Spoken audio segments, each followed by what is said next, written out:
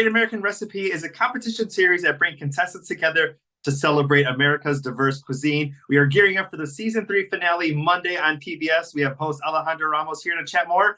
Thank you so much for your time today. So great to see you. Oh my God, always so fun to chat with you, Rudy.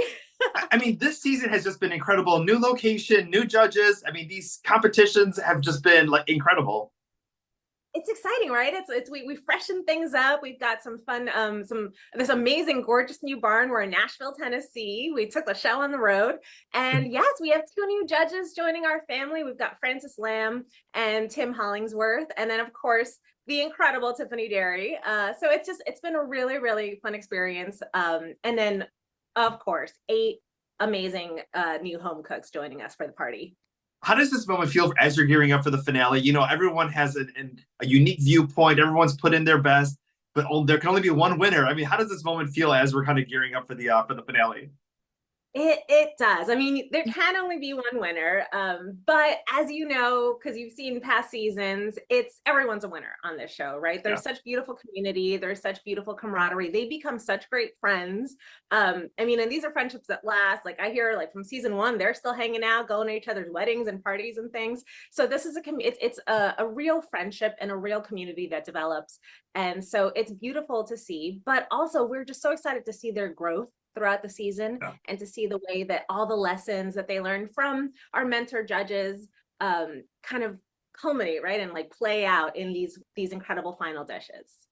I want to talk about some of the challenges because these have just been incredible. And what I love too is that, you know, people who are watching the series can also do these with their partner, with their family and friends. I mean, these are just fun things that you can do at home too. When they had to make another contestant's recipe, that was just like, oh my goodness. Talk a little bit about that episode. That is my favorite challenge. I mean, it's because it comes right at the perfect time because, it's like the first couple ones, they're getting their sea legs. Then they think they've got it, right? A lot of them have won different challenges. They think they know what they're doing. And then suddenly I'm like, gonna switch it up, guys. And it's always so fun. You see this like look of terror on their face for a moment. But then once they're back in their little kitchens and they've got the recipe that they have to work on, they figure it out, they get into it. And then it's also another great moment for them to work together because they can go to the person who wrote the recipe because she's across the room and ask for advice. And so it is so fun, and it's just so cool to see someone cooking something so totally out of their comfort zone.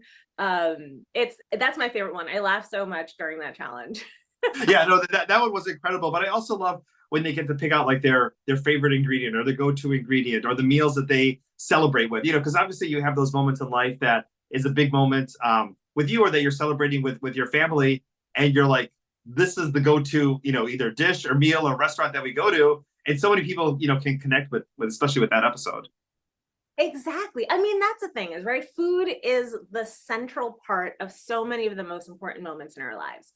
And so those challenges are so important because it helps us see, what is important to you? What is special to you? What is memorable to you? And you get those stories behind them, right? You learn not just the dish, not just the recipe, but then also what was that, when you were cooking for your wife, on your first date, or a celebration to mark your son's birthday. And so it's like a lens, right, for us to see into their lives. It's a way for them to share their story in the most delicious way possible. Yeah, because I know, especially here in Chicago, there's so many wonderful steakhouses. You don't go to them all the time, but it's like, it's a big occasion. Let's go. Or you ask a family member who doesn't make their favorite recipe all the time. You're like, you got to come on and bring this. So I think there's a lot of things either where you go out or you make them at home. Yes, exactly. Yeah. I mean, and whether you're cooking at home or going to someone else's house or to a restaurant, yeah, it's that food kind of brings you together and you get to enjoy, you get to celebrate, it really is just such a beautiful way of connecting. And one of my favorites too, the baked good sale. I'm always looking forward to that episode. I'm glad it came back. Talk a little bit about that.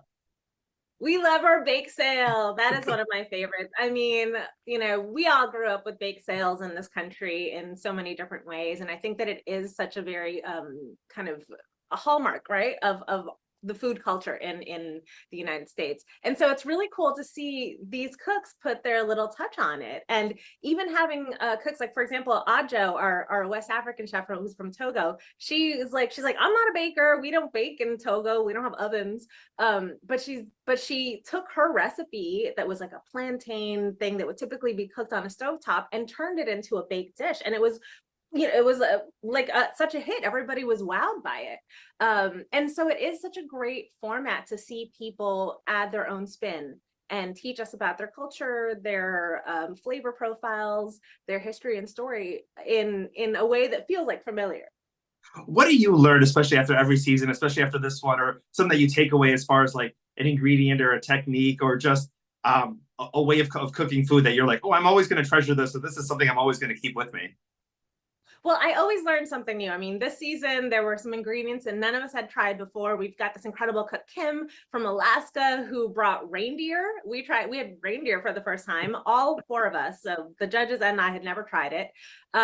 We also had our Marcella, our Sicilian cook, who brought in this incredible squash. It's called cucuzza, and it's like this long. I mean, it's crazy.